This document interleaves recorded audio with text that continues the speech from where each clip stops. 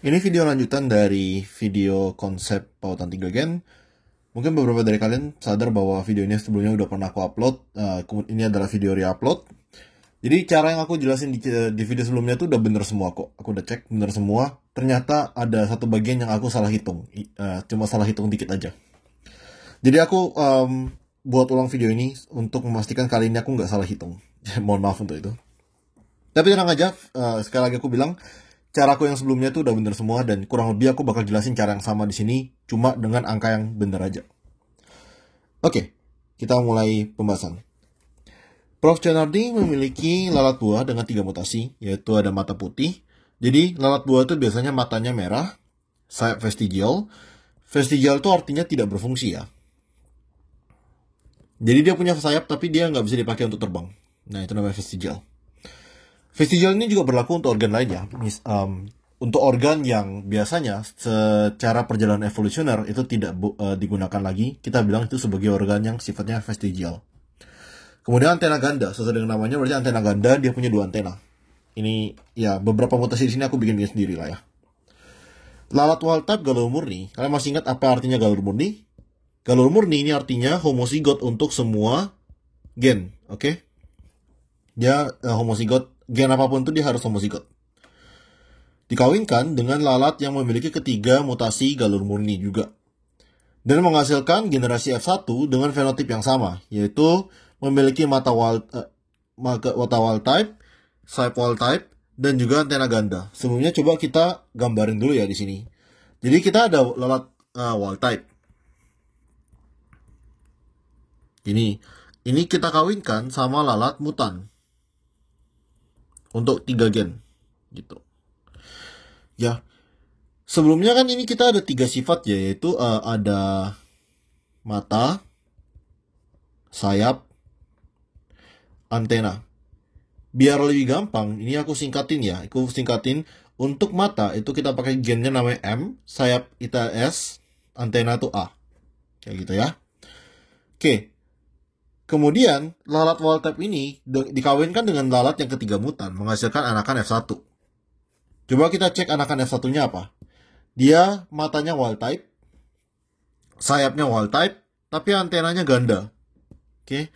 Jadi kita bilang, ini aku biar singkat ya, M, S, A, ini wild type WT, ini dia mutan, aku tulis M ya. Maka di sini kan udah dikasih tahu ya bahwa generasi F1-nya itu fenotipnya sama semua ya, fenotipnya sama semua. Ini membuktikan ya bahwa kalau perkawinan di atas itu benar-benar galur murni. Ya, ketika kita ada perkawinan galur murni, di mana semua gen itu homozigot, maka tentu aja anakan yang didapatkan itu pasti dia sifatnya sama semua. Ya kan? Masuk akal kan? Gitu. Maka dari itu, coba sekarang kita cari tahu gimana sih genotip dari kedua orang tuanya ini. Coba kita lihat ya. Anakannya untuk kita fokus dulu di mata ya. Matanya itu dia wild type. Maka mutasi ini bisa jadi 2 ya. Mutasi ini bisa jadi bersifat dominan atau enggak resesif. Coba sekarang misalnya contoh kita coba ya. Kita bilang bahwa gen mutan mata putih itu sebenarnya dominan. Jadi anggaplah ini tadi ya. Ini orang tua wild type, ini orang tua mutan. Jadi mutan ini, mata yang mutan tuh dia dominan. Maka aku bilang kayak gini ya. Terus habis itu yang wild type itu ternyata resesif. Kalau aku kawinin, ini kan gametnya ini M kecil, ini gametnya M besar. Kalau kita gabungin, anakannya heterozigot. Anakan heterozigot berarti dia akan ekspresikan sifat yang dominan. Berarti sifatnya apa dong? Anaknya harusnya mutan. Nah, bener nggak di sini kalau F1-nya itu mutan? Nggak ya, F1-nya itu ternyata wild type, bukan mutan. Artinya, ini kita kebalik. Harusnya wild type-nya itu dominan, sedangkan mutannya itu dia resesif. Maka gametnya seperti ini lagi, kita dapat anakan heterozigot, tapi anakan heterozigot di sini fenotipnya apa? Wild type. Maka dari itu, kita bisa bilang bahwa ya gen mutasi pada mata itu sifatnya resesif, gen mutasi pada sayap sifatnya resesif, gen mutasi pada antena itu sifatnya dominan. Maka aku bisa bilang kalau bahwa yang wild type itu bagaimana? Dia M besar ya. S besar, A kecil, gitu ya. Terus lalat yang mutan gimana? Dia berarti M kecil, S kecil, A besar. Di sini untuk supaya kita tidak ketukar-tukar, untuk huruf yang kecil aku kasih garis bawah ya. Jadi M kecil sama M sama S ini aku garis bawah biar kita nggak bingung. Oke, kita udah tahu ya kayak gitu. Nah, sekarang coba kita bikin gimana sih genotipnya dari F1. Karena kita tahu ini adalah soal pautan sesuai dengan aturan penulisan. Kita coba tulis ini yang benar ya. Maka ini harusnya penulisannya M besar S besar A kecil slash M besar S besar A kecil. Ini gimana? M kecil, S kecil, A besar, slash M kecil, S kecil, A besar. Oke, aturan dari penulisan genotip. Jadi kita boleh hapus. Aku pindahin ini ke atas ini. Gametnya gimana dong? Maka gametnya ini adalah M besar, S besar, A kecil. Gametnya ini M kecil, S kecil, A besar. Kalau kita gabungin, maka F1-nya gimana genotipnya? Genotipnya adalah M besar, S besar, A kecil, slash M kecil, S kecil, A besar. Oke, kita udah dapat genotip dari F1. Semoga masuk akal sejauh ini. Kemudian, anakan F1 di test cross. Kalian masih ingat apa itu test cross? Test cross itu adalah kenapa ikut juga ini? Test cross itu juga namanya adalah perkawinan ketika dikawinkan. Kita mengawinkan suatu individu dengan individu yang homozigot resesif. Kenapa harus individu yang homozigot resesif? Karena individu yang homozigot resesif itu dia akan mencerminkan genotip dari individu yang ingin kita ketahui. Karena kan semua sifat resesif itu sifatnya tersembunyi, maka dia akan sifat yang muncul adalah sifat dari individu yang ingin kita cari tahu gitu, informasi lebih lanjut. Makanya kita ngelakuin test cross. Oke, kemudian kita lihat ya anakannya di sini. Ini ada anakan wild type, mata putih, self vestigial, antena ganda dan seterusnya gitu. Ini angka-angkanya semua di sini. Nah, satu hal yang pingin aku jelasin di sini adalah coba perhatiin angka-angkanya. Kalian akan memperhatikan angka di sini itu ada polanya. Kalian akan memperhatikan bahwa ya pertama ada 2 yang angkanya gede banget dan ada 2 yang angkanya kecil banget. Kebetulan di sini tuh angkanya mirip-mirip ya. Tapi biasanya kalian bakal bisa ngelihat angkanya di sini tuh ada 2 yang mirip, ada 2 lagi yang mirip gitu. Kemungkinan di sini kayak ada 43 sama 43 ini kebetulan mirip aja ya. Tapi kan range-nya cukup dekat jadi kita nggak bisa yakin. Nah, ingat gak sebelumnya aku pernah bilang ada beberapa tipe nih. Ada tipe yang kita bilang PT, parental type, ada tipe yang kita bilang sebagai single crossing over, ada tipe yang kita bilang sebagai double crossing over, ya kan? Maka di sini kita bisa tahu pertama yang pasti kita tahu di sini adalah ini itu pasti PT. Dan ini pasti yang DCO. Kenapa? Parental type itu dihasilkan ketika tidak ada crossing over. Kejadian tidak ada crossing over itu kejadian yang paling umum, ya kan? Kejadian yang paling gampang terjadi. Maka yang parental type itu pasti yang paling tinggi di antara semuanya.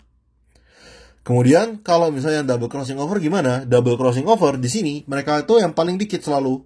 Jadi pasti kita ngeliat ada yang paling dikit ya, itu udah pasti double crossing over. Lalu ini gimana dong yang tengah-tengah? Inilah yang tipe single crossing over. Tapi di sini kita ada misteri yang belum terpecahkan, yaitu apakah dia itu single crossing over 1 di situs 1 atau dia single crossing over di situs yang kedua. Itu yang harus kita cari tahu lebih lanjut. Oke? Nah, jadi sekarang kita udah pecahin soalnya, kita udah dapat informasi sejauh ini. Pertanyaannya adalah berapa frekuensi interferensi dari kasus di atas. Maka coba kita kerjain soal ini. Nah, hal pertama yang pingin kalian cari tahu ketika kalian ngedapatin soal 3 point cross adalah, ini yang paling pertama adalah, siapa gen di tengah? Oke? Kita mau tahu susunan dari gennya. Secara spesifik kita pingin tahu siapa gen yang ada di tengah. Di sini kita ada 3 gen yaitu M, S, dan A. Yang pingin kita berarti ada kemungkinannya adalah 3 ya. Maka bisa jadi gen M di tengah, bisa jadi gen S di tengah, bisa jadi gen A di tengah, ya kan? Antara 3 ini kan berarti. Nah, terus kalau kiri kanannya gimana dong? Gimana kalau misalnya aku tulis gennya tuh ke S, A, misal M di tengah ya, anggaplah M di tengah, kita tulisnya S, M, A gitu. Terus aku balik jadi A, M, S. Ini sama aja ya, kita nggak peduli. Gen yang ada di ujung-ujung itu kita nggak peduli. Oke? Maka SMA sama AM itu sama aja. Gimana kalau misalnya kita asumsi gen S yang di tengah, berarti aku bisa tulisin misalnya apa? A, S, M gitu, sama M, S, A. Ini sekali lagi sama aja. Kita nggak peduli siapa gen yang ada di ujung-ujung. Kita cuma peduli siapa gen di tengah, oke? Maka gimana dong cara kita tahu siapa gen di tengah? Pertama kita udah tahu ya, ini adalah genotip dari F1. Oke? Coba kita tulis di sini. Aku gambar seperti ini ya. Ini kromosom satunya. Gitu. Terus aku tulis ini 3 situs. Nah, kita coba dulu ya di sini. Jadi kita coba-coba aja. Misal kita coba dulu gen M. Kita asumsi bahwa gen M itu yang ada yang di tengah, misal gitu ya. Jadi aku tulis misal yang atas jadi S besar, M besar, A kecil, bawahnya jadi S kecil, M kecil, A besar. Kayak gini. Oke, kita asumsi sebagai berikut dulu. Coba pertama kita cek dulu ya, ini itu dengan parental type-nya. Berarti ini kalau kita lihat anakan yang dihasilkan dari ini, coba gimana ya? Kita lihat ya, S-nya besar ya, S besar. Berarti sayapnya gimana? Sayapnya wild type. M-nya besar, berarti apa? Matanya wild type. A kecil, berarti antenanya juga wild type. Sedangkan kalau yang bawahnya ini, anakannya bakal gimana? S kecil berarti sayapnya vestigial, M kecil berarti matanya putih, A besar berarti antenanya ganda. Berarti kita dapat satu anakan yang wild type semua, satu anakan yang 3 mutan ya. Coba kita cek bener nggak di parental type-nya? Ternyata bener ya. Ditulis di sini bahwa ya salah satu anakan tuh wild type, berarti dia wild type untuk semua jenis. Satu anakannya lagi ditulis dia mata putih, sayap vestigial, antena ganda, berarti dia triple mutan. Oke, berarti benar ya. Benar genotipnya itu sebagai demikian. Sekarang gimana caranya kita cari tahu apakah gen M itu beneran yang di tengah? Di sini aku definisikan dulu. Misal aku definisikan bahwa ini itu adalah situs 1 dan ini adalah situs 2, kayak gitu. Maka crossing over bisa terjadi di sini, bisa terjadi juga di sini ya. Coba kita pastikan dari ini dengan data di sini, yaitu kita mau fokus ke double crossing over ya. Jadi misal kita coba double crossing over. Misal kita start dulu dari sini, S besar ya. S besar kita terus, kemudian kita crossing over, kita dapat M kecil, kita terus lagi, kita crossing over, kita dapat A kecil. Coba berarti ini hasil DCO-nya. Hasil DCO-nya berarti harusnya S besar, M kecil, A kecil. Gimana ini S besar, M kecil, A kecil? Berarti harusnya dia S-nya besar, berarti sayapnya gimana? Sayapnya normal ya. M-nya kecil, berarti matanya putih. Kalau dia normal, biasanya kita nggak tulis. Kita abaikan aja. Kemudian A kecil. A kecil itu apa? Berarti dia antenanya normal. Kemudian, berarti satunya lagi gimana? Berlawanan ya. Berarti S kecil, M besar, A besar. Gimana ini? Dia S kecil, berarti sayapnya vestigial. Kemudian M besar berarti apa? M besar itu artinya matanya normal, A besar antenanya ganda. Oke, kita coba cek apakah benar kayak gini. Ternyata di sini kita dapat mata putih. Ada nggak DCO yang mata putih doang? Nggak ada ya, adanya mata putih sama sayap vestigial. Kemudian satunya lagi, sayap vestigial antena ganda. Ada nggak di sini yang DCO? Nggak ada. Berarti artinya gen M itu bukan gen yang di tengah. Coba misal kita coba lagi. Kali ini, kan aku nggak hapus semuanya. Kali ini kita ganti gen yang di tengah itu misalnya gen A ya. Misal aku coba gitu. Maka aku tulis sembarang ya. Misal M, A, berarti tadi ini M kecil, ini S kecil, ini A di tengah ya. A kecil, ini S besar. Maksudku ini M kecil, A besar, S kecil. Satunya lagi, berarti ini M besar, A kecil, S besar. Kayak gitu ya. Coba sekarang kita sekali lagi ngelakuin double crossing over. Jadi dari M kecil, kita crossing over ke A kecil, kita crossing over lagi ke S kecil. Gimana ini? Berarti matanya putih, sayapnya vestigial. Oke, satunya lagi M besar, A besar, S besar. Berarti dia antenanya ganda. Kita coba cek bener nggak ya ada di sini. Ternyata bener ya. Ini antena ganda di sini ya. Terus habis itu mata putih sayap kecil, sayap vestigial ada di situ ya. Berarti karena kita bisa menemukan double crossing over itu di ini, double crossing overnya di sini, maka ya kita bisa yakin bahwa ya ternyata gen yang di tengah itu adalah gen A. Jadi kita boleh hapus ini, kita pindah ini sekarang. Jadi gen yang di tengah itu adalah gen A. Nah, ini informasi penting pertama yang kita dapatin. Kemudian apalagi yang kira-kira kita belum tahu dari data di sini? Yaitu kita belum tahu mana yang SCO1, mana yang SCO2 ya. Mana SCO yang terjadi di situs 1, mana SCO yang terjadi di situs 2. Maka ya coba kita lakuin. Pertama, kita coba SCO1 dulu ya. Misal kita mulai dari sini. Kita crossing over di situs 1. Kita dapat apa? Dapat A kecil, kita dapat S besar. Karena kita nggak crossing over di 2. Maka SCO1-nya gimana dong? Kita dapat M kecil, A kecil, S besar. Satunya lagi berarti M besar, A besar, S kecil. Ya kan? Berarti ini genotipnya gimana? Ini berarti mata putih, antenanya normal, sayapnya normal. Ini bawah matanya normal, antenanya ganda. Antena ganda sama sayap vestigial. Oke, kita coba cari mana mata putih sama sayap vestigial. Ternyata ini ada yang mata putih di sini ya. Terus habis itu antena ganda sayap vestigial. Nah, ini juga ini ternyata antena ganda dan sayap vestigial. Artinya dua ini adalah tipe SCO1.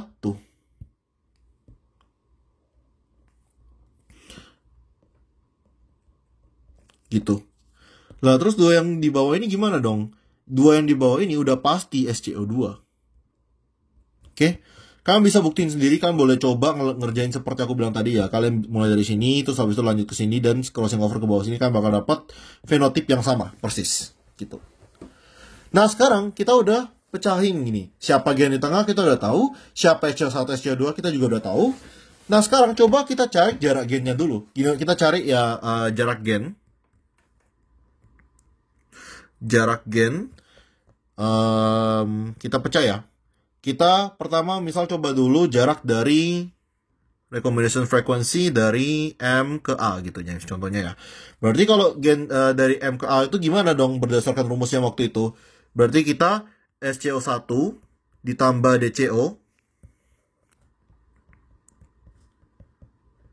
per total dikali dengan 100 untuk dapat satuan centimorgan. Berarti RF sama dengan SCO1 dari berapa? 51 ditambah 43 per totalnya adalah 538 kali 100. Di video sebelumnya aku salah hitung di sini. Aku salah hitung berapa total anakannya. Jadi ya angkanya sedikit berbeda dikit. Oke, jadi ini dapatnya. Oh sorry, aku lupa. Ini kan tadi SCO1 ya. Kita tambahin lagi dengan DCO yaitu 6 ditambah 5 per 538. Kayak gini. Ini 19,52 centimorgan. Oke. Kemudian kita bisa cari lagi jarak gen kedua, misal RF dari A ke S itu sama dengan berarti apa? Di situs 2 ya, SCO2 ditambah DCO per total dikali 100. Berarti RF dari A ke S itu adalah 56 ditambah 43 ditambah 6 ditambah 5 per 538 kalikan dengan 100. Maka ini kita dapatnya 20,45 centimorgan. Centimorgan kayak gini. Oke. Jadi kita udah dapat nih sekarang ke jarak dari gen. Kalau misalnya mau cari RF dari M ke S, kalian ada dua cara ya. Kalian boleh tambahin angka ini sama angka ini, kalian tambahin sama aja. Boleh juga kalian dapat dengan SCO1 ditambah SCO2 ditambah 2 kali DCO per total dikali 100 itu juga bisa sama aja. Jadi kalau misalkan tambahin misal ya ini berarti 19,52 tambah 20,45 39,97 centimorgan. Oke, kayak gitu. Oke, sekarang kita udah tahu jarak dari gennya, kita bisa langsung pindah ke COC. Jadi COC itu kan expected DCO, observed DCO per expected DCO. Observed DCO-nya gampang ya, 11, karena ya tinggal 6 tambah 5, yang kita dapat di data ini ya, 6 sama 5. Expected DCO gimana? Kita pakai dalam satuan Morgan, jadi kita pakai jarak dari kedua gen, karena kan expected DCO itu adalah peluang terjadinya satu SCO, dikalikan dengan peluang terjadinya SCO kedua, kita kalikan dengan total anakan. Jadi di sini kita dapat 19,52 centimorgan. Centimorgan itu kan persentase. Jadi kita ganti ke bentuk desimal, yaitu jadinya 0,1952. Kita kalikan juga dengan 20,45, jadi kita jadikan 0,2045. Kita kalikan dengan total anakan semua. Total anakan semua berarti tadi 538. Ini adalah 0,51, jadi jawabannya 0,51. Oke, kita udah dapat COC, maka interferensi ya gampang aja. 1 dikurangi COC, sekali lagi berarti tinggal interferensi adalah 0,49. Selesai. Oke, jadi berikut adalah cara mengerjakan soal 3-point cross ketika kita mau cari sampai ke frekuensi interferensi. Ya, semoga kali ini bermanfaat. Semoga semakin sering kalian latihan soal ini, menurutku soal ini makin gampang dikerjain. Soal ini kelihatannya sulit, pembahasannya lama, karena ya aku sedikit over-explain, aku sedikit menjelaskan satu persatu supaya supaya ini orang yang pertama kali belajar ini juga bisa mengerti. Oke, silakan coba kerjain soal, banyak kerjain soal kayak gini, lama-kelamaan soal 3-point cross pasti gampang kerjanya. Oke, sampai ketemu lagi di video selanjutnya.